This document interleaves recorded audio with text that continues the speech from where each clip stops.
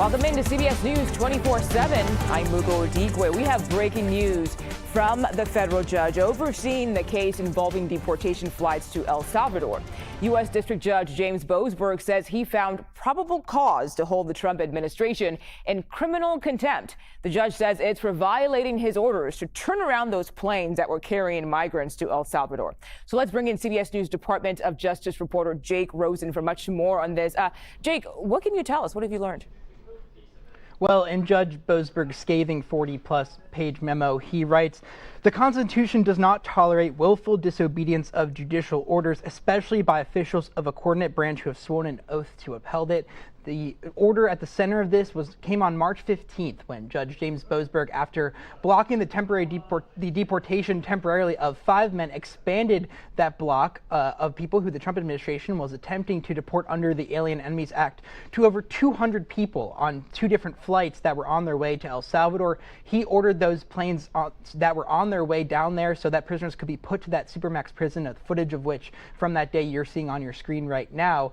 The planes did not stop, and they were outside of U.S. airspace at the time, the Department of Justice argues, and thus the judge had no authority to order those planes turned around. As a result of this, the judge and the government's lack of explanation over multiple court hearings of why they didn't listen to the order and who, Mugo, specifically at the White House or Trump administration, ordered those planes to continue despite his order. Really, we're at a break point in terms of the federal engagement between the federal judiciary here and the White House. The White House now has to be held accountable, Boasberg says, for not turning these 2 planes around. He's ordering contempt proceedings to officially begin, saying he wants to find out either the government can admit to who at the White House didn't turn those planes around, or he will get to the bottom of it through potentially live testimony on the stand or further ordered depositions in this case. Jake, I have to ask you, though, what could be the consequences here?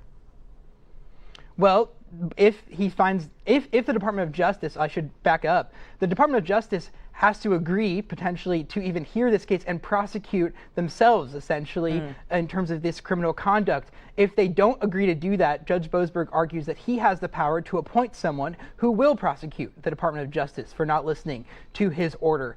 Who that is obviously remains to be seen. We'll see how the Department of Justice and the Trump administration react to this, but any enforcement mechanism, whether it's a fine, whether it's potentially sanctions on someone of some kind, would have to be enforced by the U.S. Marshal Service and the Department of Justice. But Judge James Boasberg, despite the Supreme Court ruling that his temporary restraining order blocking these deportations, that order was struck down, but he says the contempt proceedings that were started in that case before the Supreme Court's order are going to continue, and he's going to get to the bottom of this. And he really cited the boasts by the Trump administration after those planes landed, saying that they wouldn't turn that around, and all of the things cited in court by the Trump administration, basically saying, Judge Boasberg, you don't have the authority to even ask questions about this because this is a national security issue and we're dealing with foreign governments. You're entitled to no information. Boasberg said that's not true. He's going to get to the bottom of this situation. Wow. Much more to come out of this one, I'm sure. Jake Rosen, thank you so much. We'll talk to you again, by the way, in just a few minutes.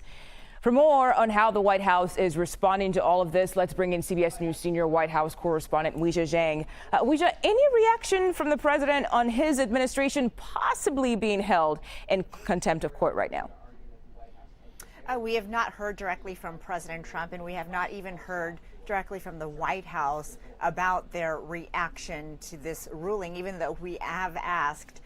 So it could come up at any time. But so far, they, are remaining silent about this. But it is very possible that the president could weigh in. He has been adamant that his administration did nothing wrong because he did use a wartime law to basically say that he's able to do this because he claims that the U.S. is at war with Venezuela, and that's why they had to deport these criminal migrants.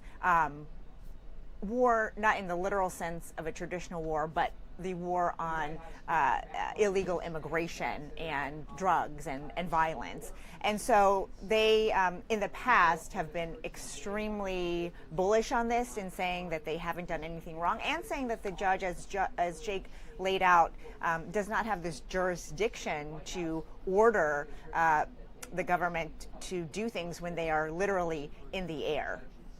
And we know one of the people on those flights was Kilmar Abrego Garcia. A hearing on his case was held just yesterday. And today, Democratic Senator Chris Van Hollen arrived in El Salvador with one goal. Let's listen to what he had to say. We'll talk to you on the other side. As I've said before, the goal of my visit is to talk to people here about the release of Kilmar Abrego Garcia. I told his wife and his family I would do everything possible to bring him home, and we're going to keep working at this until we're successful. I also hope to have the chance to meet with him, but we'll have a better idea if that works out a little later on. So, Weijia, what is the next step here? We know the judge is giving both sides until next week for depositions.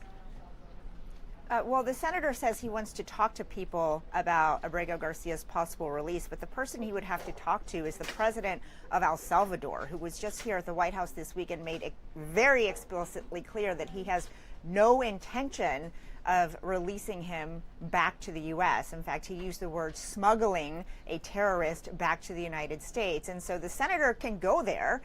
He might be able to get onto the grounds of the prison. We don't know that yet, and we certainly don't know if he'll have any FaceTime with this man. But he, I think, is trying to make a statement that somebody in this country, wants him to come back to the United States, because this administration has said many times over that they have no intention of asking for him back.